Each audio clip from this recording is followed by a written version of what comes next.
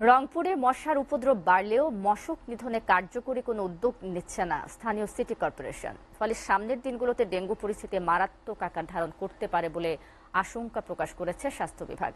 দর্শক, বিস্তারিত জানাতে আমাদের সঙ্গে রংপুর থেকে সরাসরি যুক্ত হবেন আমাদের সহকর্মী আশিকুর রহমান। ডিফেন্স, মশার উপদ্রব এত বাড়ার পর আসলে মশক নিধন এবং ডেঙ্গু প্রতিরোধে সিটি কর্পোরেশন পদক্ষেপ কেন নিচ্ছে না?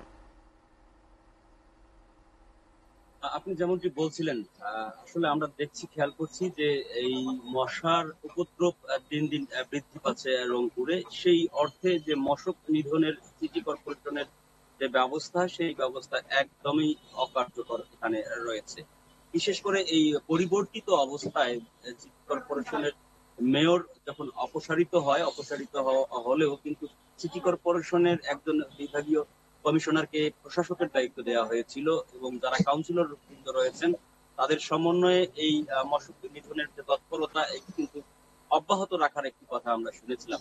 আপনাকে একটি তথ্য দিয়ে রাখি, আপনিও জানেন, তবু জানিয়ে রাখছি যে স্বাস্থ্য বিভাগের একটি কিন্তু আশঙ্কা রয়েছে যে আগামী অক্টোবরে কিন্তু এই যে ডেঙ্গুর প্রকোপটা আরো বৃদ্ধি পাবে এবং সেটি কিন্তু দেশব্যাপী ছড়িয়ে পড়বে। সেই আলোকে তুলনামূলক রংপুরে এখনো ডেঙ্গু রোগীর সংখ্যা কমলেও এটি কিন্তু দিন দিন বৃদ্ধি পাচ্ছে। গেল ২৪ ঘন্টায় ১২ জন ডেঙ্গুতে আক্রান্ত হয়েছে রংপুরে এবং তারা চিকিৎসা নিচ্ছেন।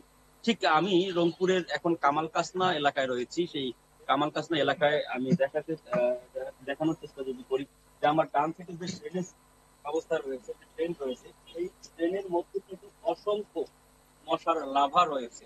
এই মশাগুলোর নিধনে যে প্রতি মাসে মাসে এবং প্রতি সপ্তাহে সপ্তাহে যে ফগিং মেশিন দিয়ে স্প্রে করার কথা, সেই স্প্রেটি কিন্তু গত দেড় মাস আগে আমরা দেখেছি যে সিটি কর্পোরেশন থেকে করেছিল। আরেকটি ছোট তথ্য দিয়ে রাখি, সিটি কর্পোরেশনের যে ৩০টি ওয়ার্ড রয়েছে এবং তার যে ৪৪ জন সংরক্ষিত আসন সহ কাউন্সিলর রয়েছে, তার মধ্যে ২২ জন কাউন্সিলর পলাতক থাকায় এই মশক নিধন সেইভাবে কার্যকরী কোনো পদক্ষেপ রাখতে পারছে না সিটি কর্পোরেশন। রংপুরবাসীর দাবি যে সংকট কাটিয়ে দ্রুত এই মশক নিধনের ব্যবস্থা নিয়ে সিটি কর্পোরেশন ডেঙ্গু প্রতিরোধে এগিয়ে থাকবে।